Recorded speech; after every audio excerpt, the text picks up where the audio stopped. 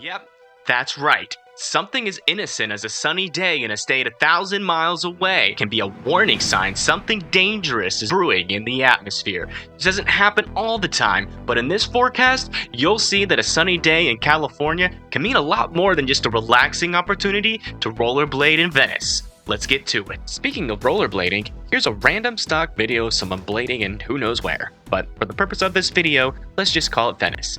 Zooming out, there's a high-pressure system off the west coast. This is what's causing the sunny weather, but up to its north, this cloud-clearing high-pressure system is slinging, hey, wait a second. That looks familiar. It's a storm just to the south of Alaska again, bringing cold air from where the polar bears used to thrive and drink Coca-Cola with their polar bear kids. This Arctic air is being pulled into Canada and then pushed into the United States. But there's a subtle difference. See this little guy over here? This swirling bunch of rain showers is about to wash the dust off of some cars in California and Arizona. This is what we weather nerds call a shortwave trough. And yes, it's small, but when this seemingly insignificant collective of swirling water vapor hits the southeast, it's gonna pack a punch. Wow. Just editing this video, that was mean and rude. Up next, we're gonna look at who's gonna get some snow and what is the severe weather risk with this storm. Okay. In order to make the severe weather recipe, you need 3 basic ingredients. 1, the moisture of the cape or bread.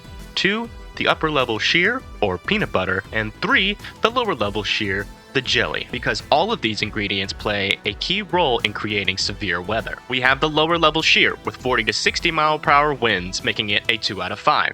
Now we have the upper level shear with 80 to 140 mile per hour winds, making it a 4 out of 5. And the cape is 100 to 1000 joules per kilogram, making it a 1 out of 5. You mix all of these ingredients together and you get a peanut butter and jelly sandwich with barely any bread, which wouldn't be very appetizing for you or the storm. So that being said, I'm giving this a low tornado risk due to how important it is for moisture to be present for tornadic storms. The SPC has also weighed in on this, and they put a marginal risk for Fort Worth, McKinney, Dallas, Tyler, Longview, Texas, Shreveport, Louisiana, Little Rock, Jonesboro, Arkansas, and Memphis and Jackson, Tennessee. I think if this marginal risk is moved at all, is going to be a little bit up to the north in Oklahoma. Next, we're going to look at the snow for this storm, which is honestly the main story. And we're looking at the NAM 3K, NAM 12K, and GFS.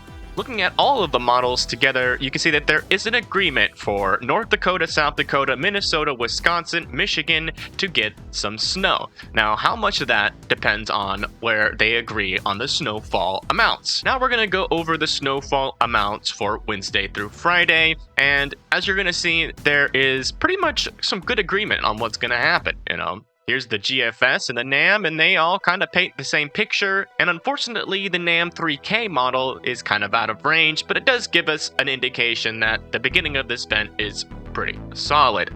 Okay, now we're going to go to the National Forecast database to see what the experts have to say.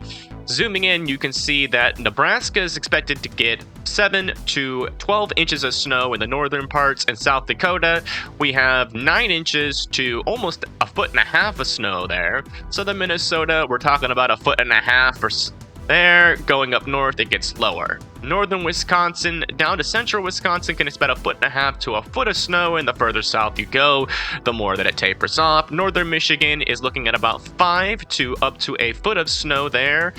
And then going over to New York, northern New York, you have about 9 to 1 foot of snow. Further south you go, it tapers off. Connecticut, Rhode Island, Massachusetts, it's about 1.5 to 6 inches. And then with Vermont, it's about 1 foot of snow.